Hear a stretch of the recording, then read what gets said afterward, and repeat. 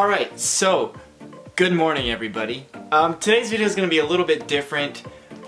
Recently, just like a few days ago on Saturday, I went onto Facebook and Instagram and basically was like, shoot me some questions, because I want this video to be more of a Q&A, kind of just overviewing this last year of my life, because yesterday was the 5th of November and it was my birthday. I'm officially 21 years old.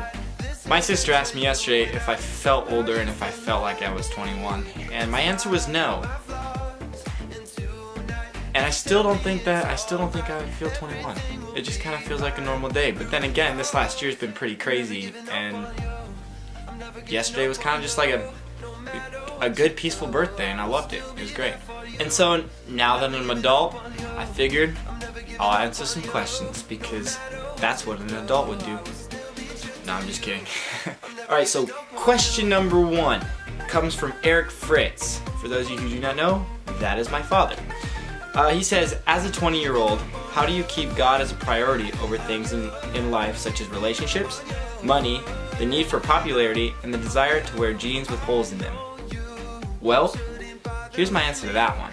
I was 20 for a couple months and then I left to go to Australia.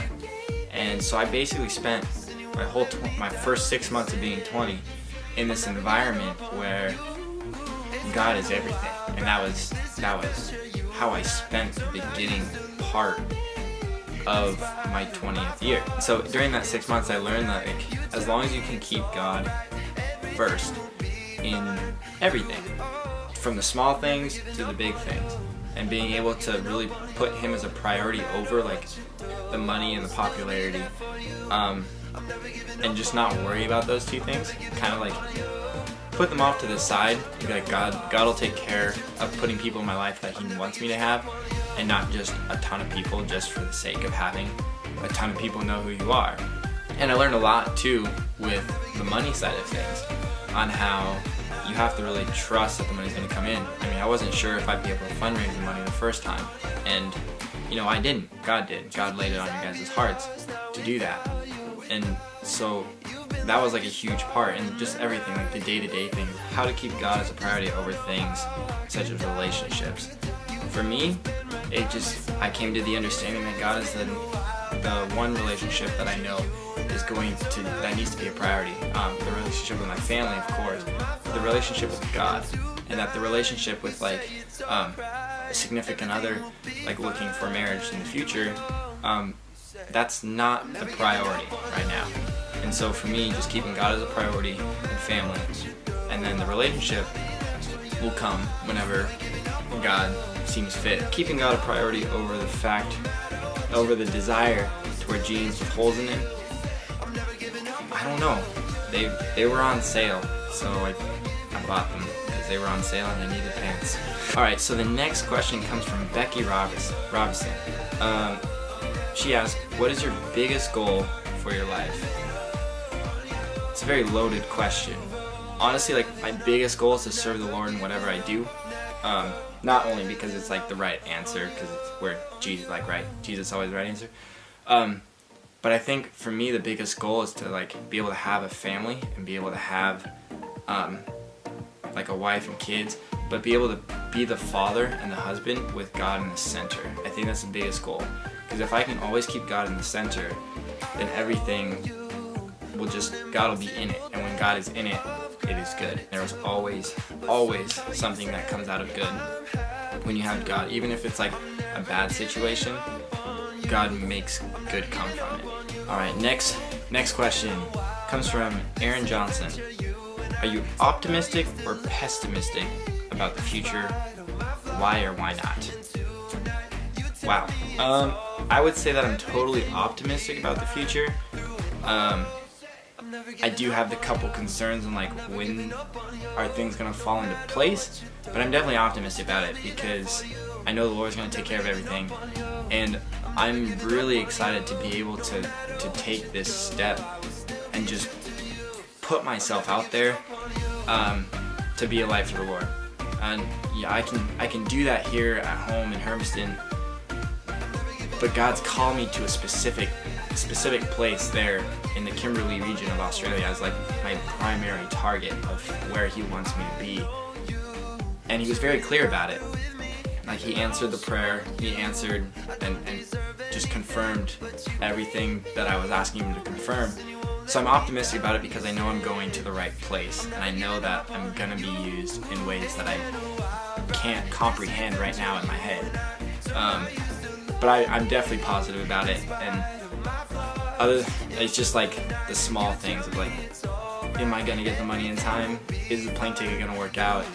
Is all the paperwork gonna be good so I don't get stuck in the airport kind of thing? Like, is my visa gonna be there?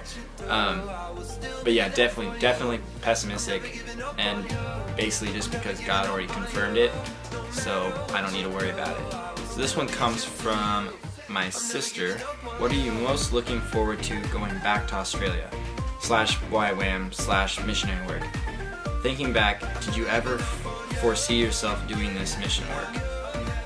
Okay, that's kind of like a two-part question. I think for the first part, I'm looking forward to going back and actually being able to be used in a way that I know God wants to use me, and being able to connect with the Aboriginal people. I think that is going to be pretty much like the biggest excitement for me, is to be able to go back and work with that community, because that community is so, they're open and loving, but there's so many things that God is like, you can be a huge help to them in this time of their life, and you can, like, I can use you to show me, is kind of what he's saying. And so I'm really looking forward to that. And the second part, did I ever foresee myself doing mission work? I would say no. I don't think so. I always thought it'd be kind of cool, like watching my dad be a youth pastor over the years. I always thought it'd be kind of cool to do something like youth pastor wise, but maybe like not like full time kind of. But I definitely didn't see myself doing like full time mission work like what I'm gonna be stepping out and doing. So it's definitely not quite what I had planned, but I know God's got an idea for it. This one comes from a man named Ray Butcher, longtime family friend. He says, do you still shave your legs? The answer to that is no. I do not shave my legs. Thanks, Ray. And then another question from my dad. And then right below it, it's a funny one from my sister. My dad says, do you have a girl we don't know about? My answer to that is no. And my sister says, do you pick your nose? Just kidding. No, the answer is no to that also. But I mean, I used to when I was little, right? So yeah, yes and no, not anymore. And then I think the last and final question is from Peggy Burnett. And she says, what to ask a 21-year-old? What would you tell a high schooler to be thinking/doing to better prepare for young adulthood? That's a really good question. I think practically, take it upon yourself to learn some of the life skills that you don't learn in school and that you may not learn from your parents. But like, take it upon yourself to go ask them to teach you how to do certain things, like set up a bank account, pay bills, write checks, and like budget for sure. Those are kind of things that like you're not taught in high school, that I know that like I had to learn from my dad. Like I had to learn that from my parents and do it outside of school, like with everyday life. But it would be good to take it upon yourself, like for the practical things, to do that before you get out of high school, because a lot of people go straight to college. So I would say, like, if I was looking back at my high school self, to maybe do it a little bit sooner. That way when it came to the time I needed it, I didn't have to ask so many questions. I would be able to have a better understanding of why you do what you do. Definitely ask and learn from your parents or an adult figure who understands those concepts. Spiritually wise, I would say, like I would tell a high schooler, like for their spiritual life, to definitely be in the Word more, but to not just do like a daily devotion that's like in a book or anything like that, but to do something that's specific for you. If you need to, start with Google and Google verses to point you in the right direction, and start there. I mean, I've done it. I've Googled Bible verses because I didn't know where to find it in the Bible. There's no shame in that. Just, I need a Bible verse about, honor, or I need a Bible verse of a story of someone who had to trust in the Lord. Like, Google it.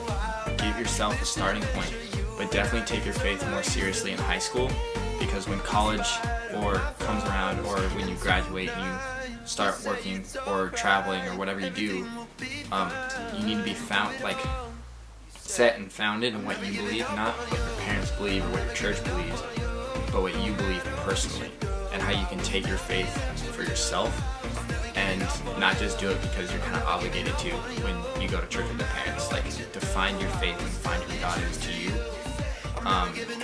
before you hit that stage. Well, thanks guys for all your questions, and hopefully those answers can help a little bit. They're not the most in-depth answers, but I'm hoping that can kind of answer. But thanks for shooting me you guys' questions. I appreciate it, and I think I'll probably be doing more Q&A things farther down the road, like once I'm in Perth. That way you guys can ask your questions, and then I can answer them with what's going on in my life at the time. I mean, your questions, like, don't hesitate to ask any questions. Fine, I'll answer the ones I can. So, yeah, anyway, I guess I'll see you guys next week.